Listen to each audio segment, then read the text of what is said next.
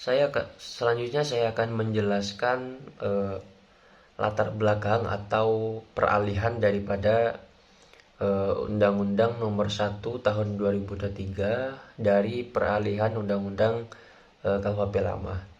Eh, Pedoman pemidanaan dalam Undang-Undang Nomor 1 Tahun 2023 tentang Kitab Undang-Undang Hukum Pidana atau KUHP baru merupakan sesuatu hal yang baru, di mana dalam Kitab Undang-Undang Hukum Pidana atau Wetboek van Stafford atau KUHP lama itu ketentuan mengenai pedoman pemidanaan belum terdapat pengaturan, sehingga menimbulkan berbagai macam tafsir terhadap pedoman pemidanaan oleh para ahli hukum dan praktisi hukum.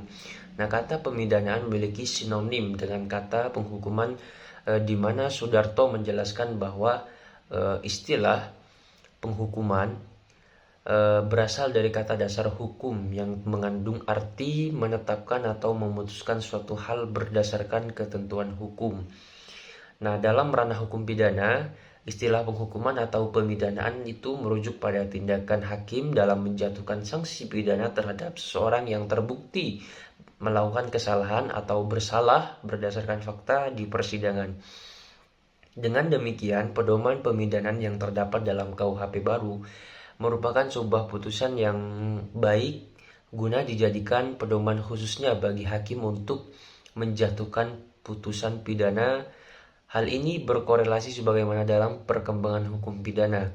Arti dari kata pidana merujuk pada reaksi formal dari negara yang dituangkan dalam putusan hakim terhadap subjek hukum, dalam hal ini baik orang maupun korporasi yang melanggar norma dan ketentuan peraturan perundang-undangan yang diancam dengan sanksi pidana.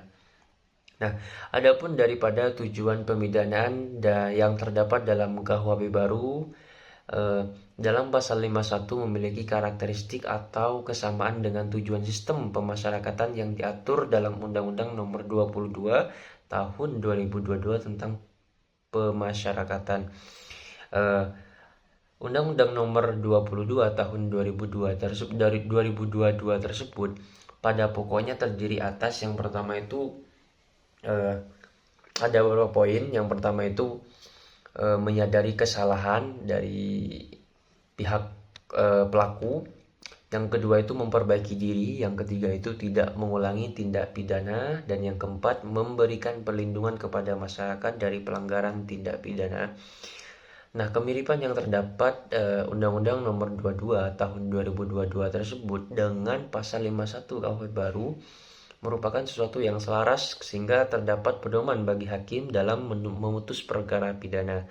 Akan tetapi ketentuan tujuan dan pedoman pemidanaan terdapat hal yang menarik, khususnya dalam ketentuan pasal 53 KUHP baru yang menyatakan dalam mengadili suatu perkara pidana, hakim wajib menegakkan hukum dan keadilan. Jika dalam menegakkan hukum dan keadilan sebagaimana dimaksud pada ayat 1 terdapat pertentangan antara kepastian hukum dan keadilan, hakim wajib mengutamakan keadilan. Ketentuan pasal 53 KUHP baru tersebut khususnya tinjauan dari aspek tujuan hukum menurut Gustav Rachbrut, di mana tujuan hukum terdiri atas keadilan, kepastian hukum, dan kemanfaatan persoalan yang menjadi pemantik diskusi menurut ahli tersebut, yaitu Gustav Rachbrut tadi. Ini adalah mengapa aspek keadilan lebih diutamakan dibandingkan dengan kepastian hukum. Sedangkan salah satu aspek kepastian hukum yaitu untuk menciptakan atau merealisasikan fungsi hukum itu sendiri, yaitu mencapai damai umum dan keadilan. Oleh karena itu menarik untuk apakah keadilan itu lebih penting dibandingkan dengan kepastian hukum itu sendiri. Nah, mengenai pedoman pemidanaan dalam KUHP baru yang menempatkan keadilan di atas kepastian, di satu sisi juga dibahas mengenai penalaran hukum daripada ketentuan pasal 53 KUHP baru tersebut. Dengan demikian Tujuan daripada pemidanaan dalam pasal 51 sampai dengan pasal 53 KUHP baru tersebut merupakan salah satu yang sesuatu yang positif dalam perkembangan hukum pidana untuk memberikan pedoman bagi hakim dalam memeriksa dan mengadili perkara pidana, di mana hakim dalam menjatuhkan pidana dapat berpatokan atau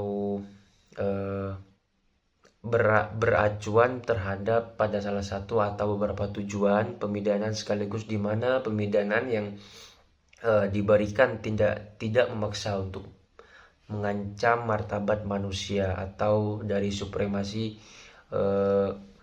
atau lebih menekankan terhadap hak asasi manusia itu sendiri dari pelaku. Nah, dalam hal ini sesuai dengan konvensi menentang penyiksaan dan perlakuan atau hukuman lain yang kejam, itu tidak manusiawi atau merendahkan martabat manusia, itu tahun 1984 dan selaras dengan pasal 3 huruf G Undang-Undang Nomor 22 tahun 2002 tersebut terhadap tujuan dan pedoman pemidanaan yang diatur dalam KUHP baru. Dalam mengadili perkara pidana, hakim diberikan pedoman untuk menempatkan keadilan di atas kepastian hukum, sama seperti telah diuraikan di atas atau yang sudah saya jelaskan tadi, bahwasanya ketentuan inilah yang menjadi topik perbincangan menarik karena apa dasar ditempatkannya keadilan di atas kepastian hukum itu merupakan salah satu wujud dari tujuan hukum itu sendiri. Tujuan hukum menurut CST Kansil adalah menjamin keseimbangan dalam hubungan antara anggota masyarakat. Oleh karena itu, untuk mewujudkan hal tersebut diperlukan aturan hukum di mana terhadap setiap pelanggar hukum akan dikenakan sanksi hukuman. Dan apabila melihat sekilas tujuan hukum menurut ST Kansil, maka diperlukan aturan guna itu untuk menjamin keseimbangan adalah salah satu bentuk implementasi diri adanya kepastian hukum itu sendiri, yaitu dengan adanya aturan yang mengatur agar terhadap pelanggar akan dikenai sanksi hukuman. Lebih lanjut, jaminan tujuan hukum itu sendiri, maka peraturan hukum harus dapat diterima oleh masyarakat dengan catatan tidak boleh bertentangan dengan asas keadilan, atau dengan kata lain, isi dari peraturan perundang-undangan harus bersendikan pada keadilan yang dapat dirasakan oleh masyarakat. Dengan demikian, kepastian hukum itu merupakan implementasi atau visualisasi daripada nilai keadilan dalam masyarakat yang dituangkan dalam hukum positif berupa peraturan perundang-undangan. Nah, Gustav Redbrut tadi mengatakan terdapat 3 tujuan hukum, yaitu keadilan, kepastian hukum, dan kemanfaatan.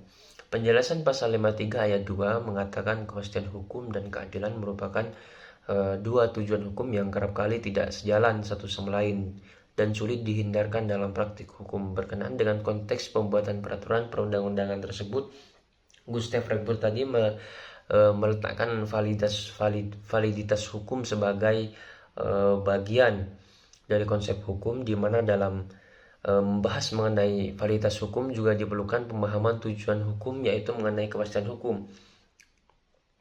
Oleh karena itu, dalam penerapan asas kemanfaatan terjadi proses individualisasi yang bertolak belakang dengan generalisasi.